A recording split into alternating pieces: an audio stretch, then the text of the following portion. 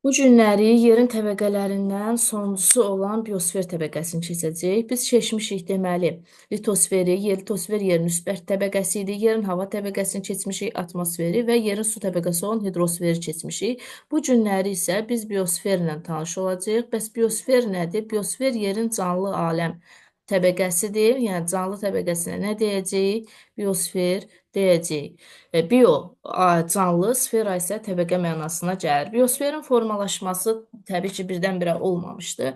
Əvvəlcə yer bir planet kimi formalaşmış, sonra canlılar formalaşmışdı. Bilirik ki, əvvəlcə sıx dumanlıqlar olur, sonra günəş sistemi yaranır, yer kürəsi formalaşır, yer kürəsində kütləvi vulkan püskürmələri olur.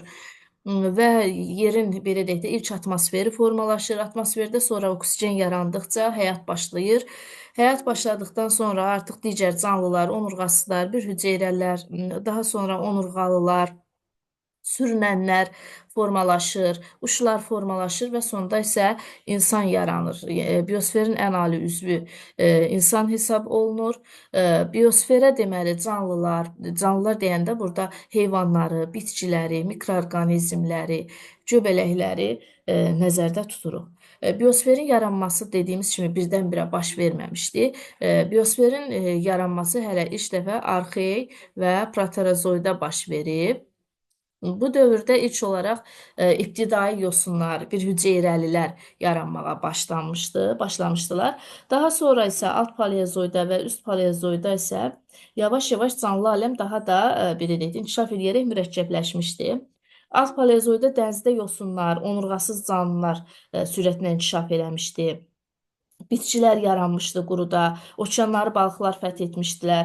Üst paleozoyda isə aydöşəklər yaranmışdı. Heyvanlardan balıqların sayı daha da artmışdı.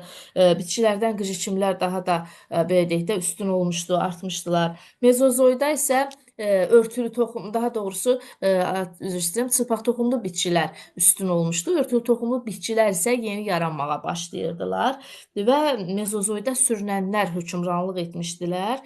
Dinozavrların isə nəsli kəsilmişdi. Kaynozor erasında isə bitkilərdən örtülü toxumlular hakim olmuşdular, məməlilər yaranmışdı və Kaynozor erasında insan da demək olar ki, formalaşmışdı. Canlı aləm müxtəlif bir-birindən, yəni müxtəlifliyinə görə fərqlənir. Canlı aləmin tərkibinə bitki, heyvan,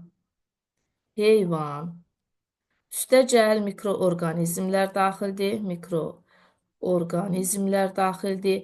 Bunlar üçü bir yerdə biosenoz adlanır. Bitki, heyvan və mikroorqanizmlərin davamlı qrupuna biz nə deyəcəyik? Biosenoz deyəcəyik. Biosenoz müxtəlif ərazilərdə təbii ki, müxtəlifdir. Biokütlə coğrafi enlikdən və bir də hündürlükdən asılı olaraq yer kürəsində yayılmışdır. Ən çox biokütlənin üstün olduğu hissələr quruda ekvatorial və subekvatorial enliklər, bir qədər də mülayim enliklərdir.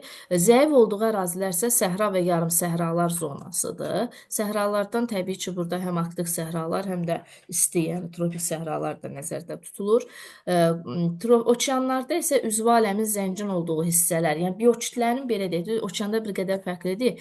Biokütlənin çox olduğu hissə mülayim enliklərdir. Lakin növ tərkibi mülayim enliklərdə azdır.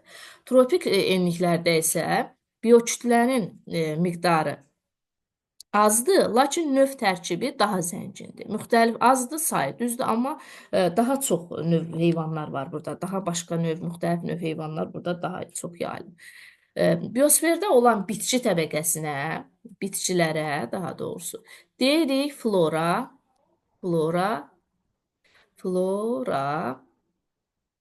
heyvanlara isə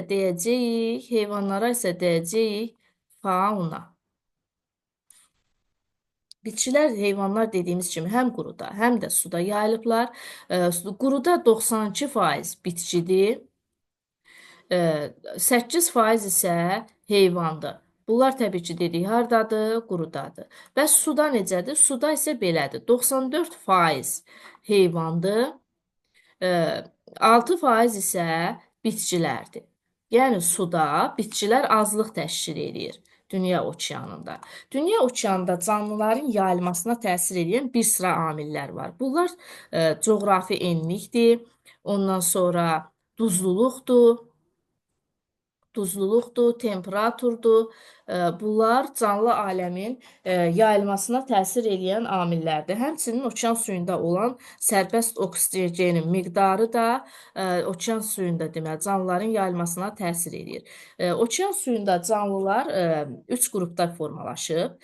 Deməli, okeanın səthindən okeanın 200 metrə qədər dərinliyində, yəni 0 metrdən 200 metrə qədər dərinliyində planktonlar yaşayırlar. Planktonlar yaşayırlar. Planktonlar suda asılı şəkildə olan canlılardır, hərəkətsiz canlılardır. Daha yaxşı işıqlanmış bax bu zonada yaşayırlar. Planktonlardan sonra isə 200 metrdən 1000 metrə qədər dərinlikdə isə nektonlar formalaşıb. Nektonlar yaşayır. Nektonlar aktiv canlılardır. Zəif işıqlanmış zonada yaşayırlar. Balıqlar, balinalar, ondan sonra delfinlər və s. bu kimi aktiv dəniz canlıları hər biri deməli bu hissədə cəmlənir. Bunlar yəni nekton adlanır. Bundan başqa okeanın dibində olan canlılar, yəni 1000 metrdən 3000 metrə qədər ərazilərdə yaşayan canlılar isə bentoslar adlanır. Bentoslar tam qaranlıq zonada yaşayır, dib canlılarıdır, xərçəngçimlər, mollyuskalar. Bundan başqa deməli, həmçinin mərcanlar da bentoslara daxildirlər. Marian çuxurunun dibində də bentoslara rast gəlinir. Bunlar oldu okean canlıları. Dediyim kimi okean canlılarında biokitli heyvanlar daha üstünlükdür. Biokitlərin çəkisi daha çox mülayim enliklərdə, növ tərkibi isə tropik enliklərdə çoxdur. Biokitlər tropik enliklərdə az, növ tərkibi isə tropiklərdə çoxdur. Bundan başqa biosferdə olan canlıları belə deyək də, qidalanmasına görə 3 qrupa böləcəyik. Produsentlər olmaqla böləcəyik, konsumentlər olmaqla böləcəyik, bir də ki, redusentlər olmaqla böləcəyik. Produsent nə deməkdir? Produsent üzvü maddədən qeyri-üzvü maddə hazırlaya bilən canlılardır. Daha doğrusu qeyri-üzvü maddələrdən üzvü maddələr hazırlayan canlılardır produsentlər. Produsentlərə bir sözlə bitkilər daxildir. Və bitkilər suya tələbatına görə 3 hissəyə bölünür. Kserofit bitkilər, bu bitkilər suya az tələbatı olan bitkilərdir və səhra zonalarında daha geniş yayılmışdır. Mezofit bitkilər suya orta tələbatı olan bitkilərdir və deməli digəri isə hiqrofit bitkilərdir. Hiqrofit bitkilər isə suya yüksək tələbatı olan bitkilərdir. Bunların suya tələbatı yüksəkdir və ya çoxdur deyə bilərik. Bunlar əsasən humid iqlim şəraitində yaşayırlar. Konsumentlər isə, yəni konsumentlər artıq hazır üzvü maddələrlə qidalanan canlılardır. Bunları da 3 qrupa bölürük. Ot yeyənlər, ət yeyənlər, bir də qarışıq qidalananlar olmaqla. Ot yeyənlərə deməli herbivor, yəni bitkilərlə qidalananlar herbivor, ətlə qidalananlara isə karnivor, qarışıq qidalananlara isə omnivor deyirik. Bunlar deməli nə oldu? Omnivorlar qarışıq qidalanan konsumentlərdən oldu. Bəs redusentlər nədir? Redusentlər isə artıq belə deyək də üzvü maddələri parçalayırlar qeyri-üzvü maddələrə. Bunlara əsasən mikroorqanizmlər daxildir. Göbələklər, bakteriyalar bu qrupa daxildir. Bundan başqa biosferdə bir neçə dövran var. Bioloji dövran deyə bilərik, ondan sonra maddələr mübadiləsi